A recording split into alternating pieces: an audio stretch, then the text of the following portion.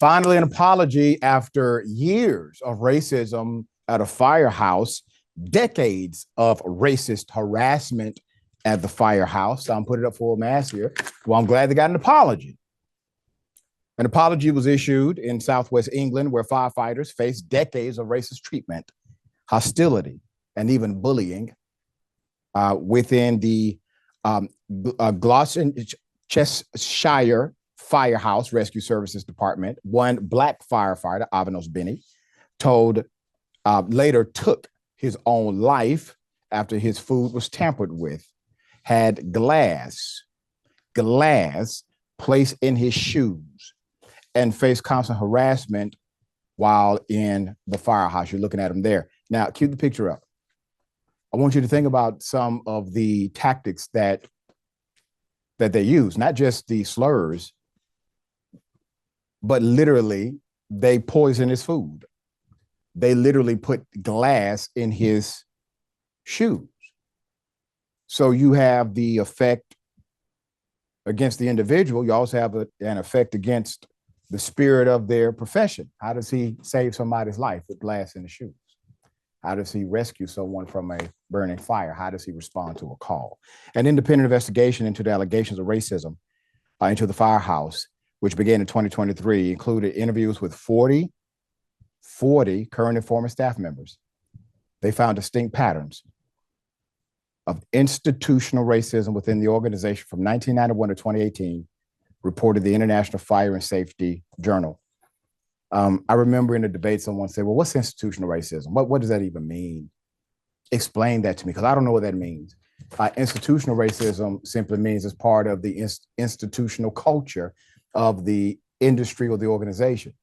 Typically, that's because your leaders were all down with the racism. Nobody attempted to break it up. Nobody created a zero tolerance policy. Nobody fired the individuals who were expressive of that culture, because they themselves were an expression of the culture as well. All right, that included instances when Black firefighters were put in dangerous situations by other fellow firefighters. They were subjected to racial harassment, racial slurs, and even swastikas. A fellow firefighter was handed an equal opportunities document, and his reaction in front of Avanos was, what a effing waste of time. The report also says that Mr. Benny, who unallowed himself, discovered the N-word written on his t-shirt at the volleyball game, and swastikas were placed in his belongings. He was subjected to isolation and intimidation and was ignored or stared at by other colleagues. His food was tampered with, itching powder was placed in his kit in bed, and glass was put in his shoes. It's especially egregious when you consider the culture of firefighting. This is not him going to a 9-to-5 and being harassed, even though that is bad enough. He has to live there for a period of time because they have to be responsive to a call. So they live, this is a community. And he lives in an environment where literally it would be scary for him to close his eyes, because he has to live amongst those who would dare to do things like this to him regularly. The report said Benny was also subjected to hazardous situations orchestrated by colleagues.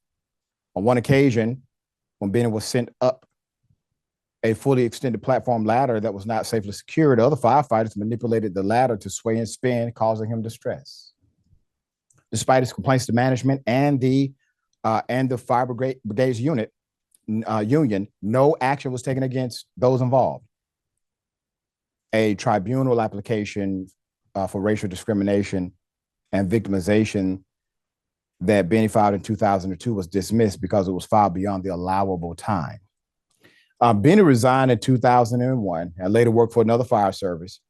He died in 2017 at the age of 49. Benny's nephew, Curtis Benny, who lived with him at the time of the abuse while Avanos was employed by GFRS, told the BBC, quote, he was subjected to bullying and segregated from everybody else.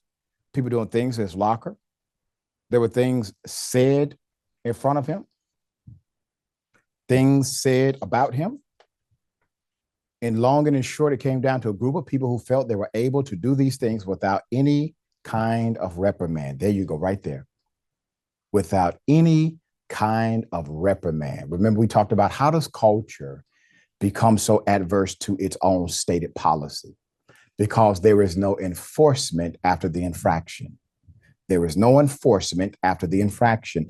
There was no kind of reprimand. Former GFRS Chief Fire Officer John Hall told the BBC he brought up the concerns of Black firefighters in 2013. And when he discovered, after meeting with them, that no Black firefighter had ever been promoted above that initial rank within the service. But it took another decade for those systemic concerns to be addressed.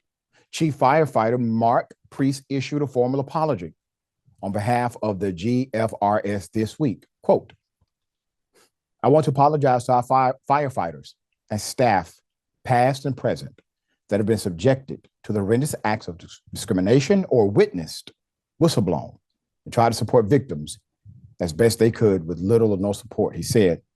The independent review led by the West Midlands employers found that GFRS had been institutionally racist between 1991 and 2018, but that the service is not institutionally racist today as a result of reforms implemented over the past few years.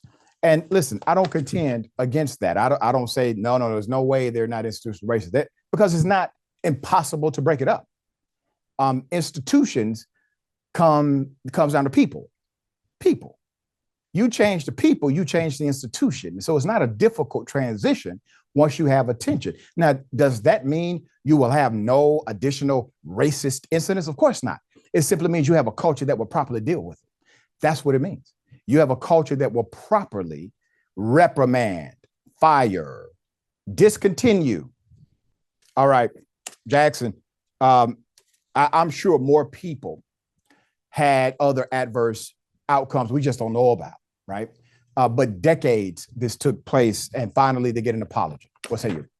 I mean, yeah, there's no question that there were more people who went through things like this because of the level of just how sinister all of this really was. Putting glass in people's shoes, Wow. poisoning their food, putting itching. Yeah, I mean, like that's just it's a level beyond mean. It's evil. It's so intentional, and underneath it all, it's incredibly childish. You Yeah. know, this is like a grown-up version of drawing mustaches on people's faces while they're at the sleepover or something like that.